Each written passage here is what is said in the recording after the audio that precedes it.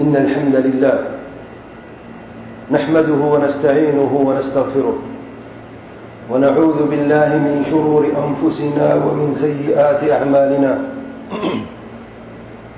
من يهده الله فلا مضل له ومن يضلل فلا هادي له وأشهد أن لا إله إلا الله وحده لا شريك له وأشهد أن محمدا عبده ورسوله صلى الله عليه وعلى آله وصحبه وسلم تسليما كثيرا. يا أيها الذين آمنوا اتقوا الله حق تقاته ولا تموتن إلا وأنتم مسلمون. يا أيها الناس اتقوا ربكم الذي خلقكم من نفس واحدة وخلق منها زوجها وبث منهما رجالا كثيرا ونساء واتقوا الله الذي تساءلون به والأرحام إن الله كان عليكم رقيبا. يا أيها الذين آمنوا اتقوا الله وقولوا قولا سديدا يصلح لكم أعمالكم ويغفر لكم ذنوبكم ومن يطع الله ورسوله فقد فاز فوزا عظيما. أما بعد فإن أصدق الحديث كلام الله وخير الهدي هدي محمد صلى الله عليه وسلم وشر الأمور محدثاتها وكل محدثة بدعة وكل بدعة ضلالة وكل ضلالة في النار. ثم أما بعد. إرشاد باري تعالى أعوذ بالله من الشيطان الرجيم.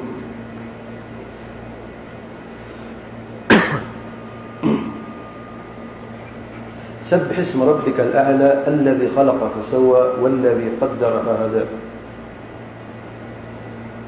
اور نبی رحمت صلی اللہ علیہ وآلہ وسلم نے فرمایا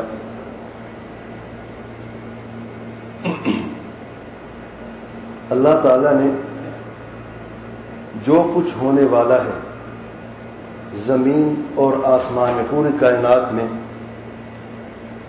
ان کو 50,000 سال پیدا کرنے سے پہلے جان چکا ہے.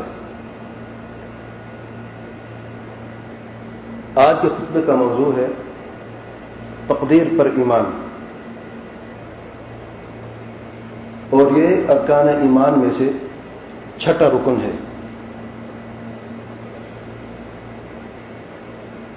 ارکان ایمان ہم پہلے بیان کر چکے ہیں. اللہ تعالیٰ پر ایمان، اللہ تعالیٰ کے فرشتوں پر ایمان، اللہ تعالیٰ کی کتابوں پر ایمان، اللہ تعالیٰ کے رسولوں اور انبیاء علیہ السلام پر ایمان، آخرت پر ایمان اور تقدیر پر ایمان، چاہے اچھی ہو یا بری ہو. اور یہ ارکان ایمان جو ہیں یہ کلمہ توحید کی متممات میں سے ہے، جن کے بغیر کلمہ توحید ادھورا ہے اور نامکمل ہے. تو کلمہ توحید کو سمجھنے کے لیے ضروری ہے کہ ان 6 چیزوں پر ایمان ہر مسلمان پر لانا واجب ہے. اور یہ جو خطبات یہ ایمانیات اور عقائدی خطبات ہیں جن کے بغیر کسی مسلمان کا ایمان اور عقیدہ اللہ تعالیٰ کے ہاں قابل قبول نہیں ہے جب تک کہ ان چیزوں پر ایمان نہ لایا جائے. تقدیر پر ایمان، اس سے پہلے کہ میں اس کی تفصیل میں جاؤں، چند بنیادی باتیں ہیں اس موضوع کے متعلق جسے ہر مسلمان کو جاننا چاہیے. نمبر 1، اس مسئلے کی باریک بینی جاننے کی کوشش نہ کریں، کیونکہ یہ اللہ تعالیٰ کا راز ہے اور اللہ تعالیٰ کے راز کی باریکی جاننا شرعاً حرام ہے، کسی کے لیے جائز نہیں ہے.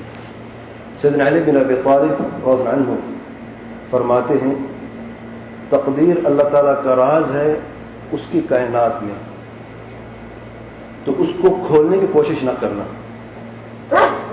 نمبر 2، اگر تقدیر کا معاملہ سمجھ آ جائے تو الحمدللہ، اور اگر سمجھ میں نہ آئے تو مومن کا ایمان کا یہ تقاضا ہے کہ یہ کہے آمنا وصدقنا،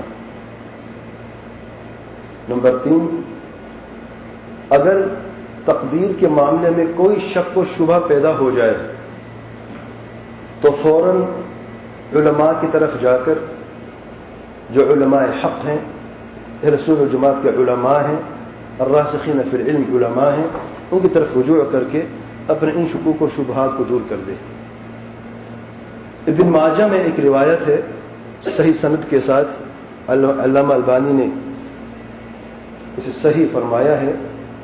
ابن الدیلمی ایک تابعی ہیں، وہ فرماتے ہیں کہ تقدیر کے معاملے میں مجھے شک و شبہات کو پیدا ہوئے، مجھے ڈر ہوا کہ میرا دین نہ چلا جائے، تو میں گیا سیدنا ابی بن کعب کی طرف رضی اللہ عنہ، مشہور صحابی، عالم صحابی ہیں، تو میں نے ان سے گزارش کی کہ میرے دل میں کوئی شک پیدا ہو گیا تقدیر کے معاملے میں، میں چاہتا ہوں کہ آپ رہنمائی کریں اور ان شکوک و شبہات کو دور فرمائیں۔ انہوں نے فرمایا، سیدنا ابی بن کعب رضی اللہ عنہ نے، کہ اللہ کی قسم، اگر اللہ تعالی جو مخلوق آسمان پر ہے یا جو مخلوق زمین پر ہے، اگر انہیں عذاب دے دے تو ان پر ظلم نہ ہوگا، اور اگر ان پر رحم کرے تو ان کے اعمالوں سے اللہ تعالیٰ کی رحمت زیادہ بہتر ہے۔ جتنی بھی پوری کائنات ہے، اگر اللہ تعالیٰ چاہے اس پورے کائنات کو عذاب دے دے تو یہ ظلم نہ ہوگا اللہ تعالیٰ کی طرف سے، کیونکہ اتنی نعمتیں ہیں، مالک بھی وہی ہے، خالق بھی وہی ہے، تدبیر کرنے والا بھی وہی ہے، رازق بھی وہی ہے، سب کچھ اسی کے ہاتھ میں ہے۔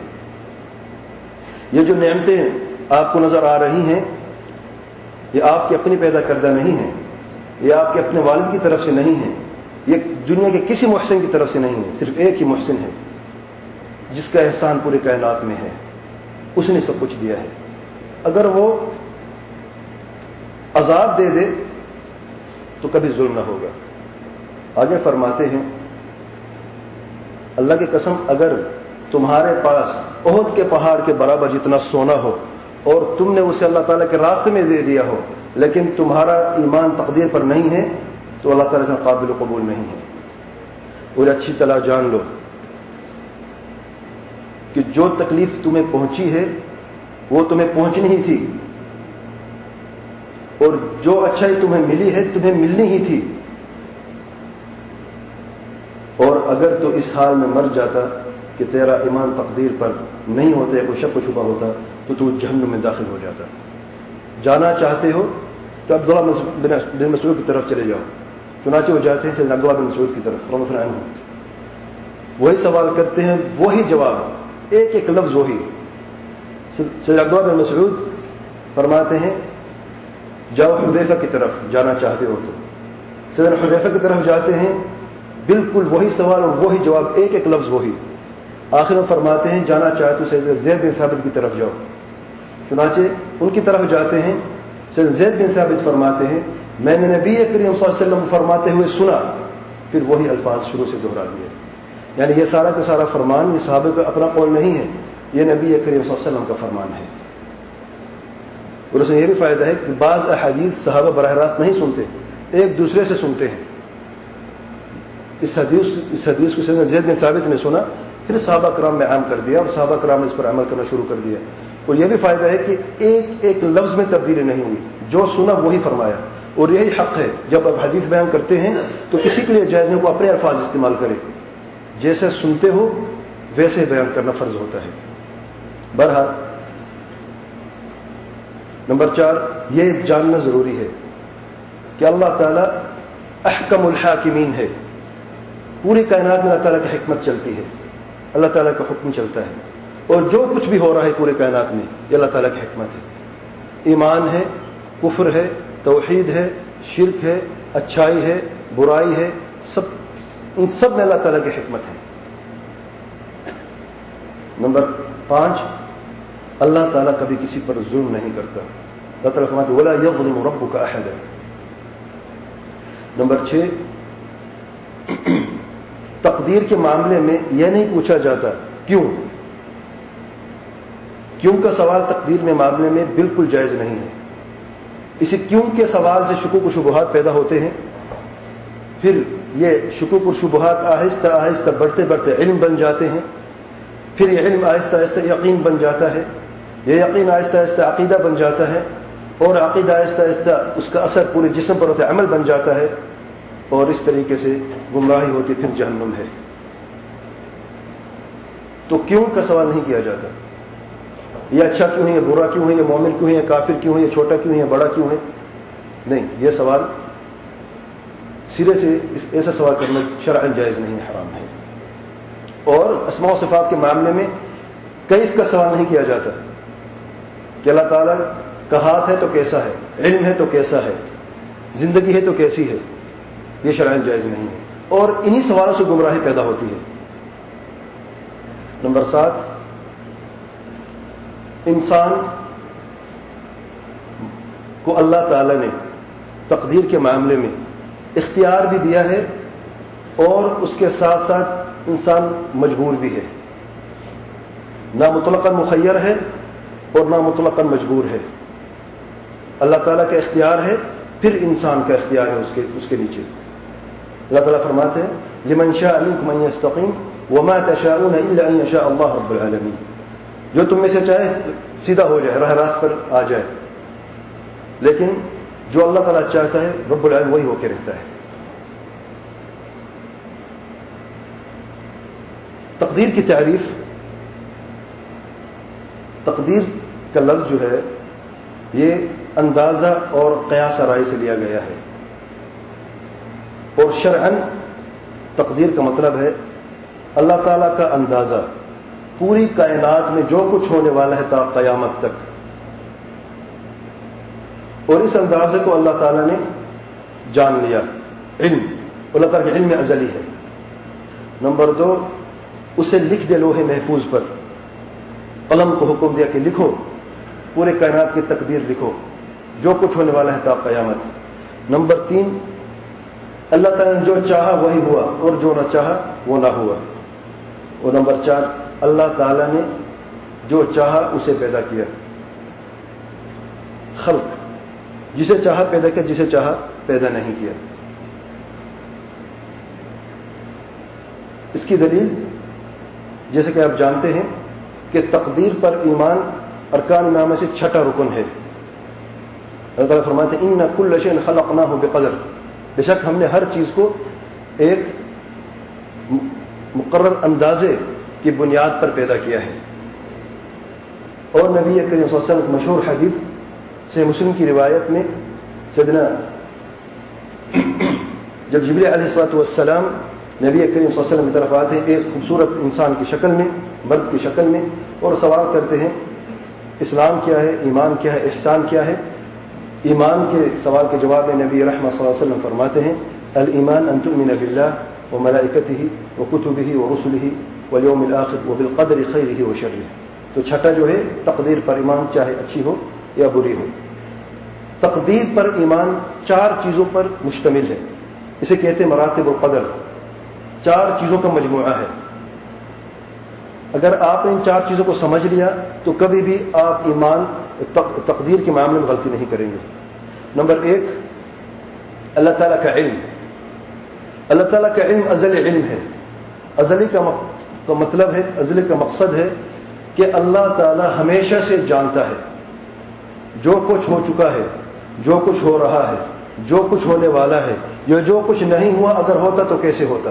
اللہ تعالیٰ سب کچھ جانتا ہے، اسے کہتے ہیں علم ازلی۔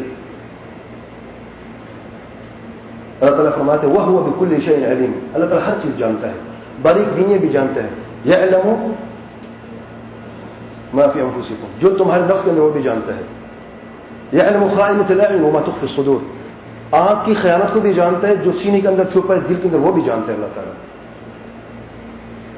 نمبر 2، جو کچھ اچھا یہ جو علم ہے اللہ تعالیٰ کا، یہ اللہ تعالیٰ 50,000 سال پہلے جان چکا ہے، جیسے مسلم کی روایت میں آیا ہے کہ زمین و آسمان کے پیدا کرنے سے 50,000 سال پہلے، 50,000 سال پہلے اللہ تعالیٰ جان چکا ہے جو کچھ ہونے والا اس کائنات میں۔ اللہ تعالیٰ اسے لکھ دیا لوح محفوظ پر۔ وَكَانَ عَرْشُهُ عَلَى الْمَاءِ، اللہ تعالیٰ کا عرش پانی کے اوپر تھا۔ تو یہ علم ہے۔ نمبر 2، دوسرا مرتبہ ہے لکھنے کا، کتابت کا. جو اللہ تعالیٰ نے جان لیا ہے، قلم کو حکم دے اسے لکھو، اور قلم نے لکھ لیا لوح محفوظ پر. اور یہ جو کچھ بھی لکھا ہے لوح محفوظ پر، یہ تا قیامت رہے گا. محفوظ ہے، کوئی آنکھ اسے دیکھ نہیں سکتی، کوئی ہاتھ اسے چھو نہیں سکتا. حفاظت کا یہی مطلب ہے. اور یہ کون سی حفاظت ہے؟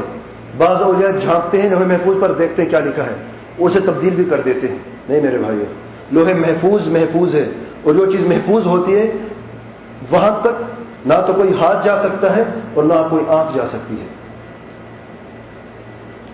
اگر پوری کائنات میں کوئی حقدار ہوتا کہ لوح محفوظ کو دیکھے تو وہ ہمارے پیارے نبی صلی اللہ علیہ وسلم ہوتے. انہوں نے بھی نہیں دیکھا. آخری جگہ سدرۃ المنتہا تھی، جب آسمانوں کی سیر کرائی گئی وہاں تک رکنا تھا. لوح محفوظ عرش پر ہے اور وہاں تک کسی کی رسائی نہیں ہے. تیسرا مرتبہ ہے، اور اس کی دلیل لکھنے کی،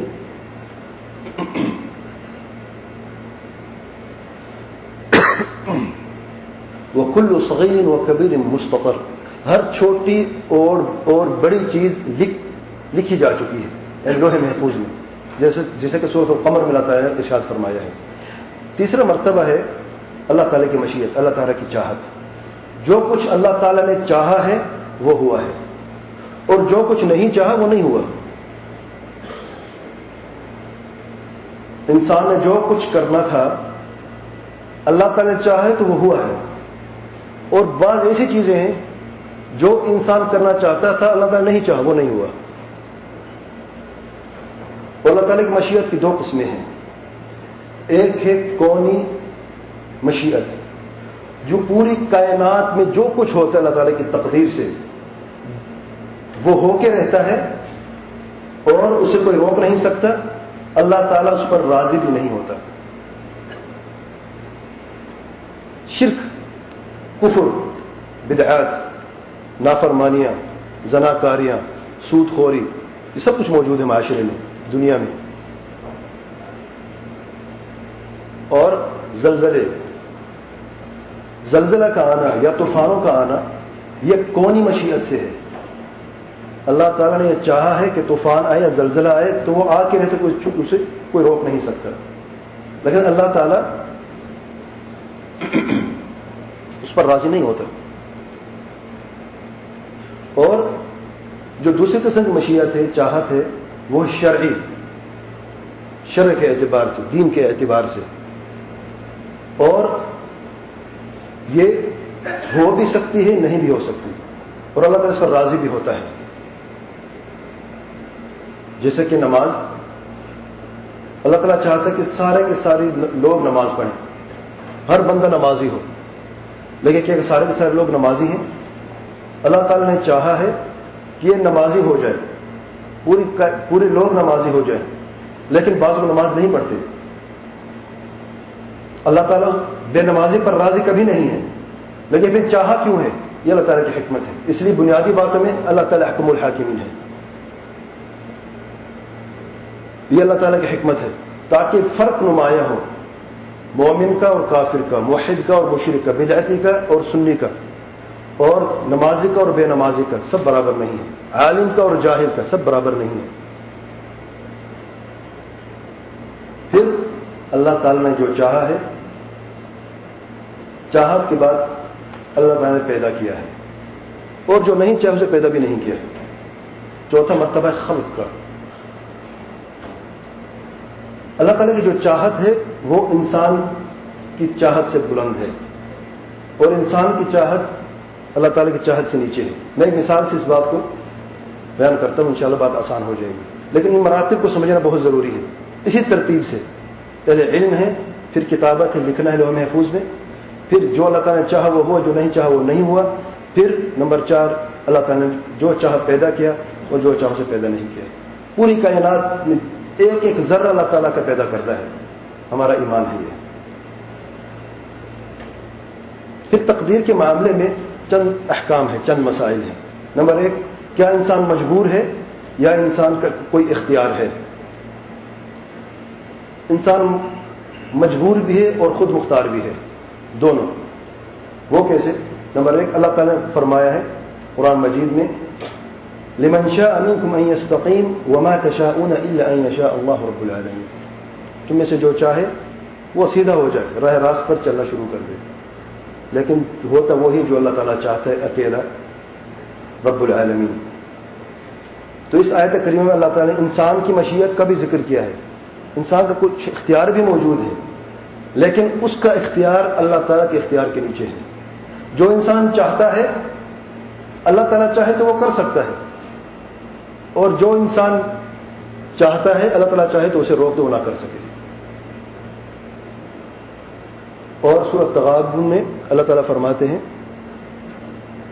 اللہ تعالیٰ نے تمہیں پیدا کیا، فمنکم کافر ومنکم مؤمن، تم میں سے بعض کافر ہیں اور بعض مومن ہیں، تم میں سے، یعنی تم لوگوں نے اختیار کیا ہے، بعض نے کفر کو اختیار کیا اور بعض لوگوں نے ایمان کو اختیار کیا ہے۔ تو یہاں پر بھی اللہ تعالیٰ نے فرمایا کہ انسان کا کچھ اپنا اختیار بھی ہے، لیکن یہ اختیار مطلق نہیں ہے، مطلق اختیار صرف اللہ تعالیٰ کی ذات کو ہے، کسی اور مخلوق کو نہیں ہے۔ ایک عقلی مثال سے بات واضح ہو جائے گی۔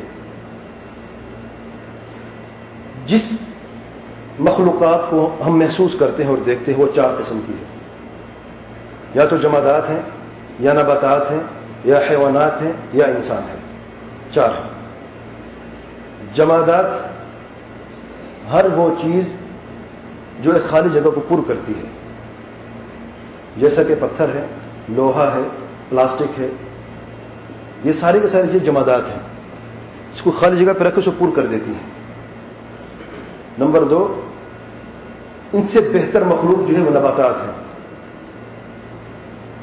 جمادات ہیں اور اس کے ساتھ وہ بڑھتی بھی ہیں اور تھوڑی سی حرکت بھی کرتی ہیں۔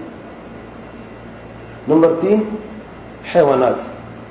حیوانات میں جمادات کا خاصیہ بھی ہے، نباتات کا خاصیہ بھی ہے، یعنی وہ جگہ بھی پر کرتی ہیں اور بڑھتی بھی ہیں اور وہ چلتی پھرتی بھی ہیں، ان کے سسٹمز بھی موجود ہیں جسم کے اندر۔ نروس سسٹم ہے جو دماغ اور اعصاب کا سسٹم ہے، ڈائجسٹو سسٹم ہے، ایکسکریٹری سسٹم ہے، مختلف سسٹم ہے جس سے وہ پہچانا جاتا ہے کہ یہ حیوان ہے۔ پھر اللہ تعالیٰ نے انسان کو پیدا کیا، اور انسان میں ان تینوں چیزوں کی خاصیات موجود ہیں، ایک زیادہ ہے۔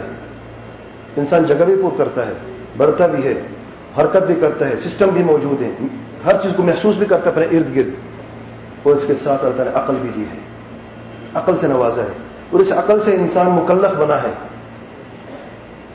حیوانات مکلف نہیں ہیں، یہ گدھے گھوڑے یہ مکلف نہیں ہیں، اس لیے ان کا حساب بھی نہیں ہوگا قیامت کے دن۔ مکلف انسان ہے اور جن ہے، تو انسان کو اللہ تعالیٰ نے یہ خاصیت بھی دی ہے جو حیوانات میں ہے، لیکن عقل سے نوازا ہے، اور عقل کی وجہ سے انسان مکلف ہے، اور اس عقل کی وجہ سے انسان اشرف المخلوقات ہے۔ تو جو پہلی 3 چیزیں ہیں، جو پہلی 3 صفات ہیں انسان میں، وہاں پر انسان مجبور ہے۔ پتھر مجبور ہے، درخت مجبور ہے، جانور مجبور ہے۔ اب نے کبھی گدھے کو گوشت کھاتے ہوئے نہیں دیکھا، وہ مجبور ہے کہ اس نے گھاس ہی کھانا ہے۔ انسان ان تینوں صفات کے ساتھ ساتھ عقل کی صفت بھی موجود ہے، انسان کو تعالیٰ نے اختیار دیا ہے، تمہیں سبزی کھانی ہے، گوشت کھانا ہے، یہ تمہارا اختیار ہے۔ تو عقل کی بنیاد پر انسان کو اختیار ملا ہے۔ تو اس عقل دلیل سے یہ واضح ہوا کہ انسان مجبور بھی ہے اللہ تعالیٰ کی کونی ارادے کے سامنے۔ طوفان آنا ہے، انسان مجبور ہے، کیا کر سکتا ہے؟ زلزلہ آنا ہے، انسان کچھ نہیں کر سکتا۔ موت آنی انسان روک نہیں سکتا، یہاں پر مجبور ہے۔ بیماری لاحق ہونی ہو کے رہے گی، یہاں پر انسان مجبور ہے۔ اور جو اللہ تعالیٰ نے عقل دی ہے، سمجھ دی ہے انسان کو، اس کی بنیاد پر انسان کا اختیار موجود ہے۔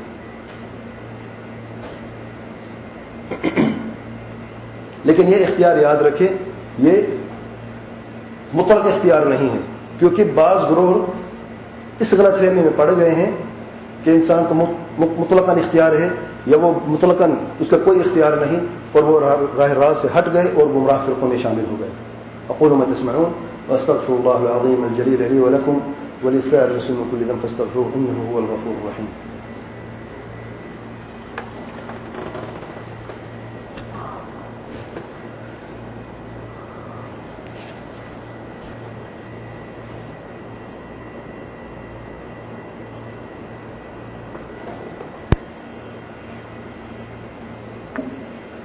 بسم اللہ والحمد للہ والصلاة والسلام علی رسول اللہ صلی اللہ علیہ وعلی آلہ وصحبہ ومن والاه اما بعد. دوسرا مسئلہ ہے تقدیر کے مسائل میں سے کہ اہل قبلہ کلمہ گو مسلمانوں کے 3 فرقے ہوئے تقدیر کے معاملے میں. ایک پہلے فرقے نے تقدیر کا مکمل انکار کیا کہ تقدیر نامی کوئی چیز نہیں ہے, اللہ تعالیٰ نے کوئی تقدیر نہیں لکھی, نہ اللہ تعالیٰ نے جانا کہ انسان کے ساتھ کیا ہونے والا ہے. انسان خود مختار ہے اور اپنی تقدیر خود لکھتا ہے. اور یہ فرقہ ہے معتزلہ کا فرقہ, جو قدریہ بھی کہتے ہیں معتزلہ بھی کہتے ہیں. اور اس فرقہ کا وجود صحابہ کرام کے دور میں, آخری دور میں یہ فرقہ نکلا ہے. اور سب سے پہلے جس نے تقدیر کے معاملے میں بات کی ہے اور اس فتنے کو جنم دیا ہے وہ ہے معبد الجہنی, جس شخص کی وفات سن 86 ہجری میں ہوئی, 86 ہجری میں. اور آخری صحابی کی وفات سن 110 ہجری میں ہوئی. یعنی صحابہ زندہ تھے, یہ فتنہ نکلا تھا, لیکن صحابہ کرام کا آخری دور تھا. تو صحابہ کرام نے اس فتنے کا رد کیا ہے. اور ان لوگوں نے عقل کو آگے کیا ہے, اس کی وجہ سے ان کا پاؤں پھسلا ہے اور صراط مستقیم سے ہٹ کر گمراہی کے دلدل میں جا کے غرق ہو گئے. لوگوں نے یہ کہا کہ انسان کفر بھی کرتا ہے, زنا بھی کرتا ہے, ڈکیتی بھی کرتا ہے, قتل بھی کرتا ہے, بدکاریاں بھی کرتا ہے, تو اللہ تعالیٰ نہیں چاہتا کہ یہ چیزیں ہوں. اللہ کی مشیت نہیں ہے اور اللہ تعالیٰ نے جو نہیں چاہا وہ ہو کے رہا. ایک چیز اللہ تعالیٰ نے چاہیے کہ یہ انسان شرک نہ کرے, اور ایک چیز انسان نے چاہیے کہ وہ شرک کرے. تو اللہ تعالیٰ کی مشیت نہیں چل لیکن انسان کی مشیت چل گئی. ان کو اس چیز کی سمجھ نہ آئی کہ ایک گڑھے سے نکل کر اس سے بڑے گڑھے میں کود رہے ہیں. اور ان سے غلطی یہ ہوئی کہ انہوں نے سمجھا کہ مشیت ایک قسم کی ہے. اللہ تعالیٰ کی مشیت جو ہے, چاہت جو ایک قسم کی وہ ہے شرعی, اور یہاں پر غلطی ہوئی. اور جو ان سے جو بڑی غلطی ہوئی وہ یہ ہے کہ انسان کی چاہت اللہ تعالیٰ کی چاہت سے بلند ہے. یعنی پوری کائنات میں وہ ہوتا ہے جو انسان چاہتا ہے, اور جو اللہ تعالیٰ چاہتے ہیں وہ بعض اوقات نہیں ہو سکتا. یہ کیسا مسلمان ہے جس کا یہ عقیدہ ہے؟ اگر قرآن مجید کی آیات کو جمع کر کے پڑھتا اور اگر صحیح احادیث کو جمع کر کے پڑھتا اور ایک اس کو نچوڑ مل جاتا کہ حق بات کیا ہے تو کبھی گمراہ نہ ہوتے. لیکن قرآن مجید کی ایک آیت کو لیا دوسری کو چھوڑ دیا, ایک حدیث کو لیا دوسری کو چھوڑ دیا. جس آیت میں انسان کا اختیار ہے اس کو لے لیا, جس میں انسان کا اختیار نہیں اس کو نہیں لیا. ایک مرتبہ نبی کریم صلی اللہ علیہ وسلم گزر رہے تو دیکھا صحابہ کرام جمع ہیں, تو دریافت کیا تم لوگ کیا کر رہے ہو؟ انہوں نے کہا ہم تقدیر کے مسئلے میں بات کر رہے ہیں. نبی کریم صلی اللہ علیہ وسلم کو شدید غصہ آیا, شدید, اور فرمائے کیا تمہیں اس کا حکم دیا گیا, کیا تم اسی کے لیے پیدا کیے گئے ہو کہ تم قرآن مجید کی آیتوں کو آپس میں ٹکرا کر مارو؟ یاد رکھنا تم سے پہلے جو قومیں ہلاک ہوئی ہیں اسی وجہ سے ہلاک ہوئی ہیں. اللہ کے کلام کو آپس میں ٹکرا کر ہلاک ہوئی ہیں. یہودوں نے کیا کیا ہے, نصارہ نے کیا کیا ہے؟ اللہ تعالیٰ کے کلام کو سمجھا نہیں, اس میں عمل نہیں کیا, بلکہ جو کچھ ان کے من نے چاہا وہ لے لیا, جو نہیں چاہا وہ چھوڑ دیا, آپس میں ٹکرا کر راہ راست سے ہٹ گئے. تو انہوں نے ایسا ہی کیا, جن آیتوں کو چاہتے تھے وہ لے لے, جو کو نہیں چاہتے تھے چھوڑ دیے. اور یہ ان کے متعلق نبی رحمت صلی اللہ علیہ وسلم فرماتے ہیں مجوس هذه الامه, یہ جو معتزلی ہیں یہ میری امت کے مجوس ہیں, اس امت کے مجوس ہیں, مجوسی ہیں. مجوسی کیا کرتے ہیں؟ آگ کے پجاری ہیں. مجوسی کا عقیدہ کیا ہے کہ کائنات کے 2 خالق ہیں, ایک اچھا خالق ہے, ایک برا خالق ہے. جو اچھا خالق ہے اس نے روشنی کو پیدا کیا ہے, اور جو برا خالق اس نے اندھیروں کو پیدا کیا ہے. 2 خالق ہیں. معتزلی کیا کہتے ہیں کہ خالق 2 ہیں, ایک اللہ تعالیٰ جس نے پورے کائنات کو پیدا کیا, انسان کو بھی پیدا کیا, اور دوسرا خالق انسان ہے جو اپنے عمل کو خود پیدا کرتا ہے, اللہ تعالیٰ پیدا نہیں کرتا. اس لیے نبی کریم صلی اللہ علیہ وسلم نے ان کے متعلق فرمایا کہ مجوس هذه الامه, اس امت کے مجوس ہیں. دوسرا گروہ اس کے برعکس جنہوں نے تقدیر کے معاملے میں حد سے گزر گئے, اور انہوں نے کہا کہ انسان مجبور ہے مکمل طور پر، کوئی اس کا اختیار نہیں ہے. جو کچھ ہو رہا ہے صرف اور صرف اللہ تعالی کی مشیت سے ہو رہا ہے. انسان کی مثال ایسے ہے اس دنیا میں جیسا کہ ایک پتا ہے درخت سے ٹوٹتا ہے اور ہوا اسے لے جاتی ہے، جہاں پر گرانا چاہے گرا دیتی ہے. تو انسان اللہ تعالیٰ کے سامنے مجبور ہے، جو کچھ وہ کرتے ہیں وہ مجبور ہے. مشرک اپنے شرک پر مجبور ہے، کافر اپنے کفر پر مجبور ہے، زانی اپنے زنا پر مجبور ہے، سود خور اپنے سود خوری پر مجبور ہے. سبحان اللہ. یہ اس سے بھی گیا گزرا گروہ ہے. یہ کیسے ہو سکتا ہے؟ کوئی بھی عقل مند انسان، انہوں نے اپنے عقل کو آگے کیا اور عقل کے دلدل میں جا کے غرق ہو گئے. یہ کیسے ہو سکتا ہے کہ اللہ تعالیٰ احکم الحاکمین ہے، کسی پر ظلم نہیں کرتا. ایک انسان کو مجبور کر دے کہ وہ شرک کرے، پھر اسے جہنم میں ہمیشہ کے لیے داخل کر دے. سبحان اللہ. آپ میں سے کوئی بھی ایسا انسان اپنے بیٹے کو پیسے دے اور جا کہے 1 ریال کی روٹی لے کے آؤ، اور آ کے اسے سزا دے تم پانی کیوں نہیں لے کے آئے؟ کوئی کر سکتا ہے اس طریقے سے؟ جب آپ نے اسے روٹی کہا، اسے روٹی لے کے آنی ہے، آپ نے اسے مجبور کیا کہ روٹی لے کے آئے، تو آپ اسے کبھی مار نہیں سکتے کہ وہ دوسری چیز کیوں نہیں لے کے آئے، کیونکہ اس کا اختیار نہیں تھا کہ دوسری چیز لے کے آئے. تو احکم الحاکمین کی حکمت کیسے ہو سکتی ہے کہ ایک شخص کو حکم دے کہ تم کافر بن جاؤ اور وہ کفر پر بھی مرتا ہے، اسے مجبور بھی کرتا ہے دنیا میں کہ وہ کافر بنے، پھر اسے سزا بھی دیتا ہے؟ یہ احکم الحاکمین کی حکمت نہیں ہے میرے بھائی. اور نہ ہی اس دنیا میں کم ادنا سے عقل رکھنے والے انسان کی یہ حکمت ہے. اگر کوئی شخص ایسا کرے اپنے بیٹے کے ساتھ، ہم کہتے ہیں اس شخص کو شرم نہیں آتی، یہ ظالم انسان ہے. اس نے بیٹے کو سزا دی ہے، اس کی غلطی کوئی بھی نہیں تھی، مجبور بھی کرتا، سزا بھی دیتا ہے. تو احکم الحاکمین کی حکمت کیسے ہو سکتی ہے جس نے پوری کائنات کو پیدا کیا ہے اور پوری کائنات میں اللہ تعالیٰ کا حکم چلتا ہے اور اپنی حکمت کے ساتھ. تیسرا گروہ اہل سنت و جماعت کا گروہ، انہوں نے فرمایا کہ انسان کی مشیت بھی ہے، اللہ تعالیٰ کی مشیت بھی ہے. دونوں آیتوں کو جمع کیا جس میں دونوں کا ذکر ہے، ان سب حدیث کو جمع کیا جس میں تقدیر کا ذکر ہے. ان جمع کرنے کے بعد ایک فیصلہ کیا کہ جو کچھ کائنات میں ہو رہا ہے وہ اللہ تعالیٰ کی تقدیر سے ہو رہا ہے. جو کچھ انسان کو اچھا یا برائی پہنچ رہی ہے وہ اللہ تعالیٰ کی تقدیر سے پہنچ رہی ہے. اللہ تعالیٰ نے جو چاہا ہے اسے جان چکے تھے، اس کو لکھا ہے اپنی مشیت سے. جو کچھ چاہا پیدا کیا، جو کچھ نہیں چاہا اسے پیدا نہیں کیا. اور انسان کو اللہ تعالیٰ نے اختیار بھی دیا ہے اور اس کا اختیار اپنے اختیار کے ماتحت ہے. اور اس کی ایک مثال لے لیں. آپ کے سامنے ٹوکری رکھی جاتی ہے فروٹس کی، میووں کی، پھلوں کی. ایک انسان سیب اٹھاتا ہے، دوسرا کیلا اٹھاتا ہے، تیسرا انگور اٹھاتا ہے. جس نے سیب اٹھایا اسے کسی نے مجبور کیا تم سیب اٹھاؤ، جس نے کیلا اٹھایا کسی نے مجبور کیا تم کیلا اٹھا. جو آپ نے چاہا وہی اٹھایا. یہ آپ کی چاہت ہے. اللہ تعالیٰ کی کیا چاہت ہے؟ اللہ تعالیٰ نے آپ کو توفیق دی کہ آپ نے اسے اٹھایا ہے. اللہ کی قسم اگر اللہ تعالیٰ نہ چاہتے تو آپ کا ہاتھ وہی رک جاتا ہے. یہ اللہ تعالیٰ کی مشیت ہے. جو آپ کی مشیت ہے آپ نے اپنے اختیار سے لے لیا ہے. اس لیے یاد رکھیں، جن لوگوں نے یہ سمجھا ہے کہ انسان کی کوئی اختیار نہیں، اللہ کا اختیار ہے، وہی گمراہ ہیں. اور جن لوگوں نے یہ سمجھا ہے کہ صرف انسان کے اختیار ہے، اللہ تعالیٰ کو اختیار، وہ بھی گمراہ ہے. اختیار انسان کا بھی ہے کہ اللہ تعالیٰ کے اختیار کے نیچے ہے. ایک اور مسئلہ تقدیر کے معاملے میں کہ بعض لوگ گناہ کر کے یہ کہتے ہیں کہ میرے مقدر میں لکھا تھا. میں کیا کرتا؟ قاتل نے قتل کیا، کہتے ہیں یہ تو میرے مقدر میں لکھا تھا، مجھے سزا کیوں دیتے ہو؟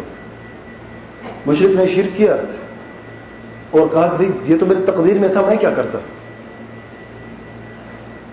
اور ایک دلیل پیش کرتے ہیں کہ آدم علیہ الصلوۃ والسلام اور موسیٰ علیہ السلام کی ملاقات ہوئی.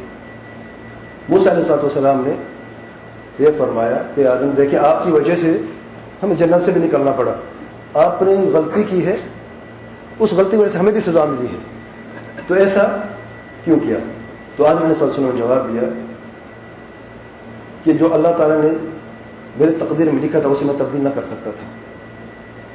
تو تقدیر کا سہارا لیتے ہوئے انہوں نے یہ جواب دیا کہ میرے تقدیر میں تھا. بعض لوگوں نے اس صحیح حدیث کو اس طریقے سے سمجھا ہے کہ کوئی بھی انسان اگر بدکاری کرے تو وہ تقدیر کے ذریعے سے یا تقدیر کو آگے کر کے وہ اس گناہ سے بچ سکتا ہے، اور یہ بات ہرگز درست نہیں ہے۔ نمبر ایک کہ آدم علیہ الصلوۃ والسلام نے جب یہ فرمایا کہ میری تقدیر میں تھا تو اس گناہ کو بیان نہیں کیا، بلکہ اس مصیبت کو بیان کیا ہے جس کی وجہ سے انہیں جنت سے نکلنا پڑا۔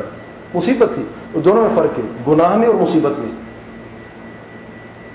گناہ حجت کبھی نہیں ہے کسی کے لیے، یعنی گناہ سے بچنے کے لیے تقدیر حجت نہیں بن سکتی، لیکن مصیبت جو ہے مصیبت اللہ تعالیٰ کی طرف سے تقدیر ہے اللہ تعالیٰ کی، اس میں کوئی شک نہیں ہے۔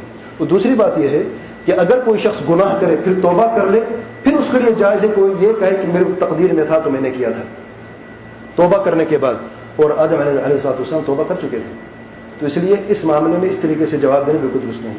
اور پھر عقلی دلیل بھی ہے اس کے ساتھ ساتھ کہ کوئی شخص ہے اگر آپ آ کے آپ کی چوری کرتا ہے اور آپ اسے پکڑ لیتے، پولیس پکڑ لیتی ہے، کیا اس کو آپ معاف کر دیں گے کیونکہ تقدیر میں لکھا تھا؟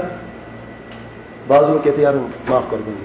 اچھا کسی نے اس سے بڑا جرم کیا، آپ کے بھائی کو قتل کیا، آپ کے بیٹے کو قتل کیا نعوذ باللہ، تو کیا آپ اسے معاف کر دیں گے؟